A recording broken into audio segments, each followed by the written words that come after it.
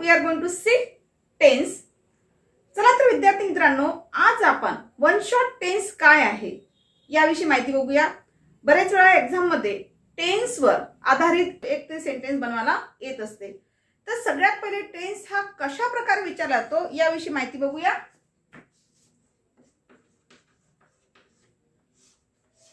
Tense हा जो tense आहे हा पेपरला कसा विचारला जातो यासाठी तुम्हाला काय अभ्यास करावा लागेल, कारण आता परीक्षेचे दिवस जवळ आलेले आहे.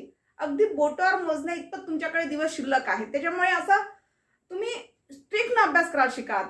आता आपल्याला घोकंपट्टी करायची नाहीये, तर आता ट्रिकनुसार फॉर्म्युलानुसार तुम्ही अभ्यास करायला लागा.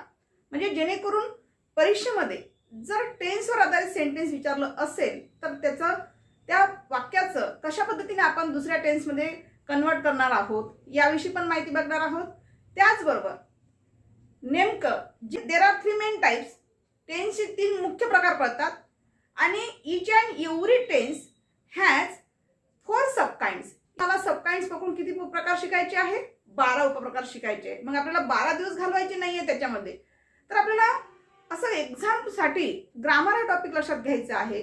तर सगळ्यात पहिला आपण बघूया सिंपल प्रेझेंट टेन्स. म्हणजे प्रेझेंट टेन्स मधला पहिला जो प्रकार आहे तो म्हणजे काय, तर सिंपल प्रेझेंट टेन्स. तर यासाठी तुम्हाला प्रेझेंट टेन्स मध्ये कोणते 4 प्रकार येतात हे तुम्हाला बघायचं आहे. सगळ्यात पहिले लक्षात घ्यायचं सिंपल प्रेझेंट टेन्स. आणि विद्यार्थी मित्रांनो याचं स्पेलिंग सुद्धा पाठ करून ठेवा, कारण पेपरला तुम्हाला आयडेंटिफाय द टेन्स म्हणून हा प्रश्न येत असतो. आयडेंटिफाय द टेन्स असं जर विचारलं तर तुम्हाला त्या ठिकाणी त्या टेन्सचं जे दिलेलं वाक्य आहे ते कोणत्या टेन्समध्ये आहे त्याचं नाव लिहायचं असते. त्यासाठी स्पेलिंग पाठ करणं गरजेची गोष्ट आहे. इन केस तुमचं जर स्पेलिंग लिहिण्यामध्ये रॉंग झालं तर तुम्हाला मार्क्स मिळत नाही. तर बघा प्रेझेंट टेन्सचे 4 सबकाइंड्स कोणते आहे? प्रेझेंट टेन्सचे 4 सबकाइंड्स. फर्स्ट आहे सिंपल प्रेझेंट टेन्स, सेकंड आहे प्रेझेंट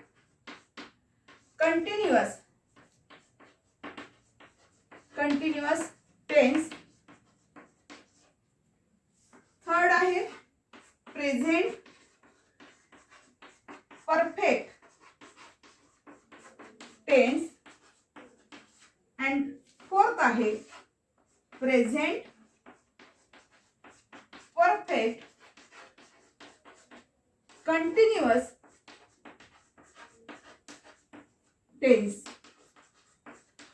तर या पद्धतीने तुम्हाला ही 4ही सबकाइंड्स लक्षात ठेवायची आहे, जेणेकरून कोणत्याही प्रकारचं वाक्य आलं तर त्याचं स्पेलिंग काय आहे हे तुम्ही नक्की पाठ करून ठेवा.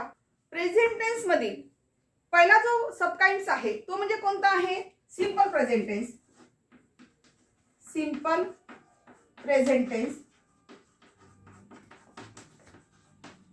हा सिंपल प्रेझेंट टेन्स नेमका काय असतो बरं?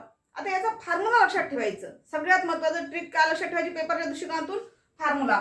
चला मी तयार केलेला फॉर्म्युला आहे बघा. Subject plus first form of verb S oblique ES oblique IES. तर हे कंपल्सरी तुम्हाला घ्यावंच लागेल. कशा पद्धतीने लागेल हे मी तुम्हाला आता सांगणारच आहे. Plus object. This is the formula of simple present tense. हे एवढं तुम्हाला लक्षात ठेवायचं विद्यार्थी मित्रांनो. काय सांगत आहे? सगळ्यात पहिले सब्जेक्ट, त्यानंतर फर्स्ट फॉर्म ऑफ वर्ब म्हणजे क्रियापदाचं पहिलं रूप घ्यायचं आहे आणि त्याचबरोबर त्या क्रियापदाला यस किंवा ईएस किंवा आयएस म्हणजे येणाऱ्या वाक्यामध्ये जे काही वर्ब आलेलं असेल त्या वर्बवर डिपेंड करते का यस कधी वापरायचा, ईएस कधी वापरायचा, आयएस. याबाबतचं जे काही तुमच्या मनामध्ये डाऊट असेल तुम्ही आता शिकवताना क्लिअर करून देते. ठीक आहे. नंतर ऑब्जेक्ट घ्यायचं असते. ठीक आहे. आता नेमकं सब्जेक्ट कोणते असतात बरं? सब्जेक्ट कशाला म्हणणार आपण? सब्जेक्ट प्रोनाउन कोणते वापरतात? सब्जेक्ट कोणते असतात लक्षात घ्या. सब्जेक्ट म्हणलं तर I, we, they, you, he, she, it. हे जे आहे हे सर्व काय आहे? प्रोनाउन आहे. सब्जेक्ट प्रोनाउन आहे. म्हणजे सब्जेक्टच्या ठिकाणी हे शब्द येऊ शकतात, हे प्रोनाउन येऊ शकतात. ठीक आहे. तर नेमकं कोणत्या प्रोनाउन समोर कोणतं वर्ब वापरलं जाते हे सुद्धा तुम्हाला माहिती असणं गरजेची गोष्ट आहे. तर चला मी या ठिकाणी तुम्हाला अलॉटमेंट करून देते की कोणत्या ठिकाणी कोणतं वर्ब वापरायचं, म्हणजे जेणेकरून तुमच्या चुका पेपरमध्ये होणारच नाही. ठीक आहे. चला तर या ठिकाणी बघा आय वी दे यू आलं असेल तर फक्त काय वापरायचं, व्हर्ब कोणतं वापरायचं आहे, म्हणजेच क्रियापदाचं पहिलं रूप म्हणजे फर्स्ट फॉर्म ऑफ व्हर्ब आपण ज्याला म्हणतो तेवढंच घ्यायचं आहे. ठीक आहे.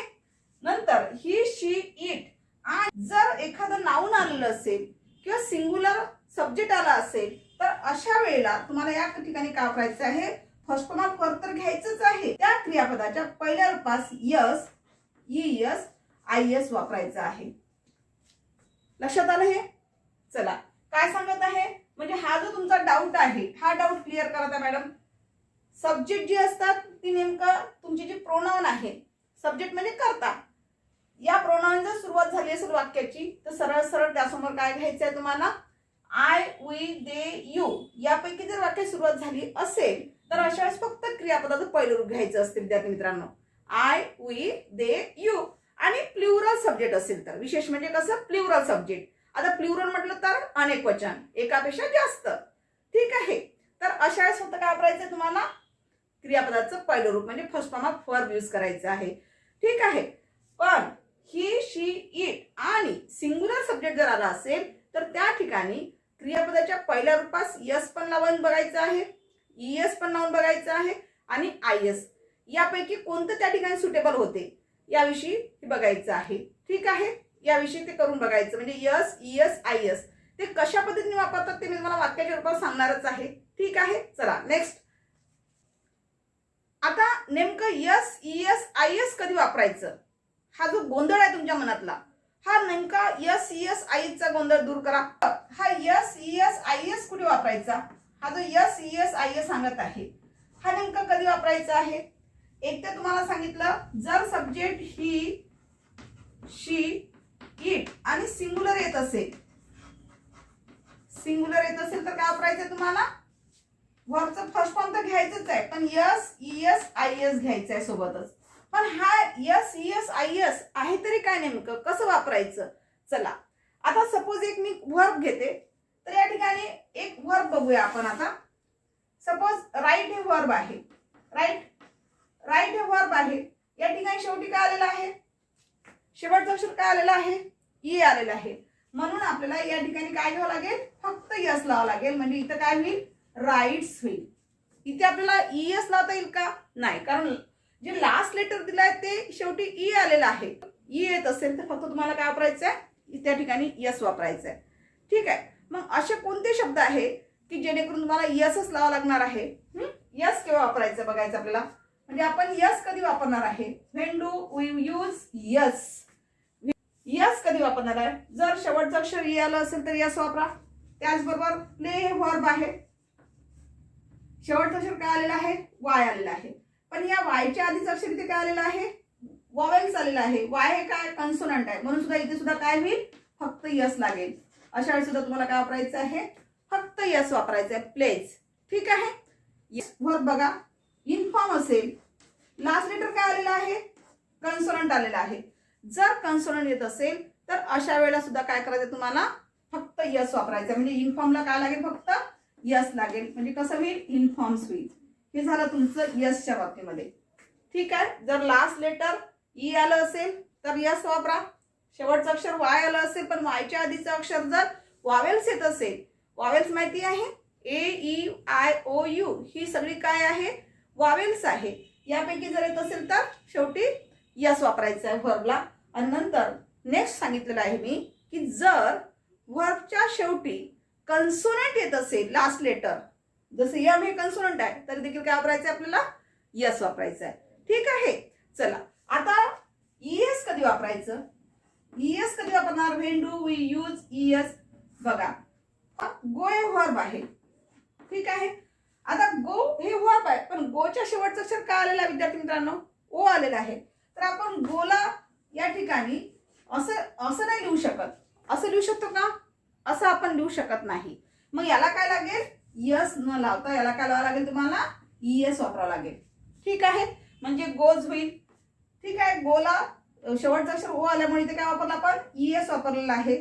त्याचबरोबर नेक्स्ट बघा, जर लास्ट लेटर यस आलं असेल, यस, तर अशा वेळेस सुद्धा या ठिकाणी काय वापरायचं तुम्हाला, ईएस वापरावं लागेल शेवटी.